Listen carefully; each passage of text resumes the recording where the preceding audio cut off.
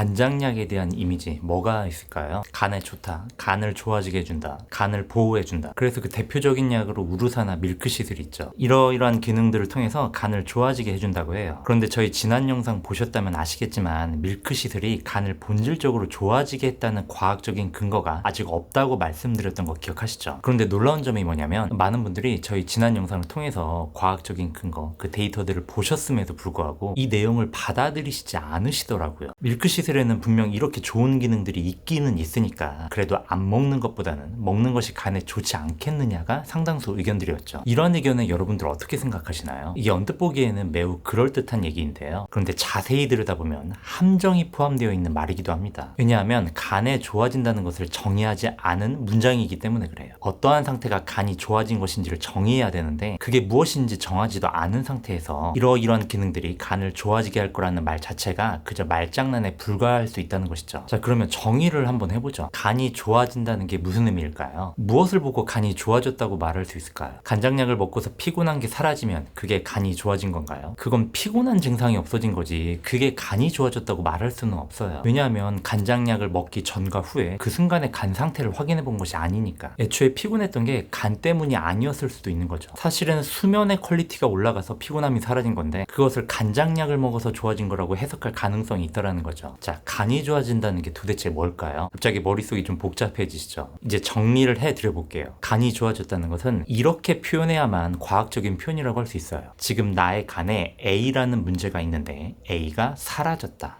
다시 말해서 무언가가 좋아졌다는 것을 과학적인 표현으로 바꾸려면 문제가 사라졌다라는 말과 같은 말이라는 거예요. 이게 왜 과학적인 표현이냐면 여러분 잘 생각해 보세요. 간이 좋아졌다는 표현은 과학적으로 증명하기가 어려워요. 왜냐하면 간이 좋아졌다는 추상적인 표현이기 때문에 그렇습니다. 간이 좋아졌다를 구체적으로 어떻게 표현할 수 있죠? 여러분이 연구자라고 생각해 보세요. 간이 좋아졌다를 연구 과정에서 어떻게 구체적으로 객관적으로 표현할 수 있을까? 표현이 어렵습니다. 그런데 표현이 안 되면 연구 자체가 불가능하죠. 그런데 반대로 간이 갖고 있는 문제가 사라졌다는 표현은 과학의 언어로 표현할 수가 있어요. 왜냐하면 문제라는 것은 구체적으로 현실 세계에 존재하거든요. 그래서 그 문제를 수치화할 수 있는 거죠. 그러면 그 문제의 수치를 추적 관찰함으로써 문제의 수치가 줄어드는 과정을 연구 과정으로 표현할 수가 있는 겁니다. 자, 그러니까 간이 좋아졌다라는 말을 과학적인 언어로 바꿔 표현해 보면 간에 A라는 문제가 있는데 A가 사라졌다가 되겠죠. 그리고 이게 보다 완벽한 과학적인 언어가 되려면 여기서 A라는 문제도 구체적으로 무엇인지를 정의해야 되겠죠. 그래서 이런 식으로 간에 지방간염이라는 문제가 있는데 간장약을 먹었더니 지방간염이 사라졌다. 이렇게 문제까지 완벽하게 구체적으로 정의가 되어야 과학적인 언어라고 할 수 있는 거예요. 이렇게 개념이 구체적으로 되어야만 그 개념들을 행위로 옮겨서 실험하고 증명하는 과정, 연구라는 것을 시도해 볼 수 있으니까요. 이걸 반대로 얘기하면 문제가 구체적으로 정의되지 않은 상태에서 막연하게 간장약이 간을 좋아지게 한다는 말은 허상에 가까운 표현이라 할 수 있겠죠. 행위로 옮기는 시도를 할 수 없으니까요. 자, 그런데 이렇게 표현이 하나하나 구체적으로 바뀌게 되면 생각지도 못한 상황에 봉착하게 됩니다. 무슨 말이냐면 표현이 구체적일수록 그 근거가 궁금해지게 되는 거예요. 밀크시슬이 지방간염의 중증도를 감소시켰다는 데이터가 있니? 라고요. 그래서 그 데이터가 있으면 이 문장은 참이 되는 것이고 데이터가 없으면 이 문장은 거짓이 되는 거죠. 그러니까 표현이 구체적이 되면 이 표현이 참인지 거짓인지를 쉽게 분별이 가능해진다는 거예요. 연구를 해보면 되니까요. 그래서 그 데이터로 진실을 판별해보면 되는 거죠. 그러나 표현이 추상적이라면 어떤 문제인지 정의도 되어 있지 않고 그냥 막연하게 좋아진다라고만 한다면 참인지 거짓인지 분별이 안 되겠죠. 연구 자체를 할 수가 없으니까. 지난 영상 내용의 핵심은 밀크시슬이 알코올성 간질환이나 지방간염의 중증도를 감소시키는가 이렇게 개념을 구체적으로 정의했을 때 그 연구 데이터들을 직접 확인해 보니까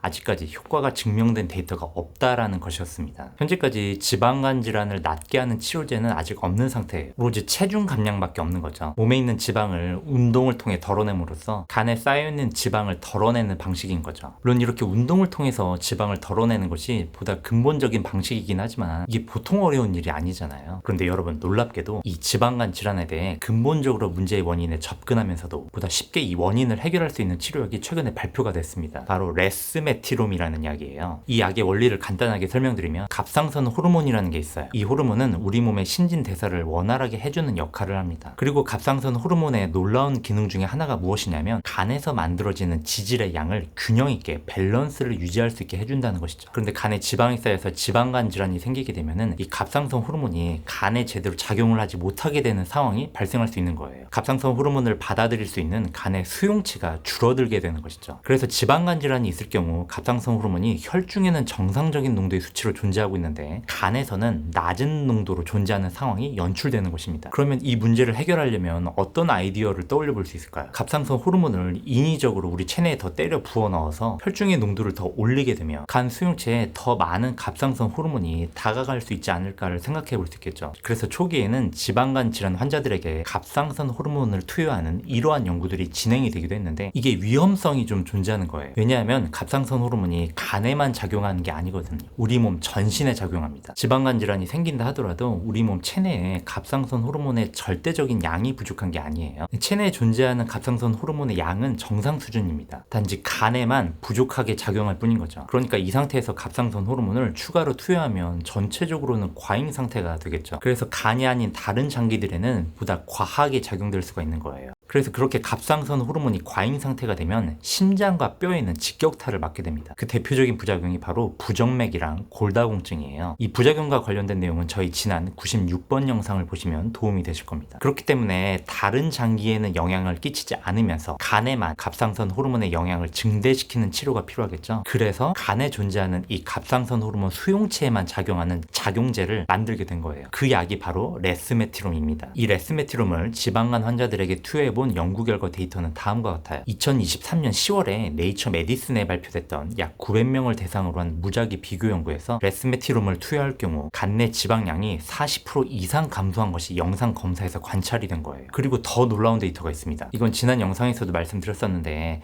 간의 조직학적 상태를 알 수 있는 가장 확실한 방법은 현재의 의학기술로는 조직 검사를 해봐야만 알 수 있다고 했어요. 그래서 간 치료제가 정말로 간의 상태를 좋아지게 하는지를 객관적으로 증명하려면 치료하기 전에 간 조직 검사를 해보고 치료한 후에 간 조직 검사를 다시 해보는 이런 과정의 연구를 해봐야 되는데 대부분의 간장약 연구들이 이런 과정들을 거치지 않아서 치료 효과를 객관적으로 증명한 데이터가 부족하다고 했잖아요. 간을 바늘로 찌르는 것 자체가 위험성이 존재하니까 연구로 이걸 입증한다는 게 여간 어려운 일이 아닌 거죠. 그런데 이 레스메티롬 연구가 간 조직 검사를 하는 연구를 이번에 완전히 제대로 해버린 거예요. 그러니까 정말로 소중한 데이터인 거죠. 이 연구 데이터 결과가 NEJM 학술지에 2024년 2월에 발표가 됐습니다. 966명의 지방간 질환이 있는 환자들에게 치료 전에 먼저 간 조직 검사를 하고 약 2년 4개월간 레스메티롬을 투여한 후에 다시 간 조직 검사를 해본 겁니다. 그 결과가 어땠을까요? 보시다시피 드라마틱하게 조직학적으로 개선된 결과를 보인 거예요. 지방간염이라는 문제가 사라진 거죠. 제가 여러분에게 오늘 말씀드리려는 내용은 이겁니다. 레스메티롬이 하는 기능은 간에 존재하는 갑상선 호르몬 수용체를 활성화시키는 역할, 단지 이거 하나를 할 뿐입니다. 그런데 밀크시슬에는 이렇게나 좋다고 하는 기능들이 많이 들어가 있죠. 그래서 언뜻 보기에는 밀크시슬이 훨씬 좋은 약처럼 느껴져요. 여기서 저는 질문을 던져보고자 하는 거예요. 그 좋은 기능들이 여러분의 문제를 해결해 주냐는 거죠.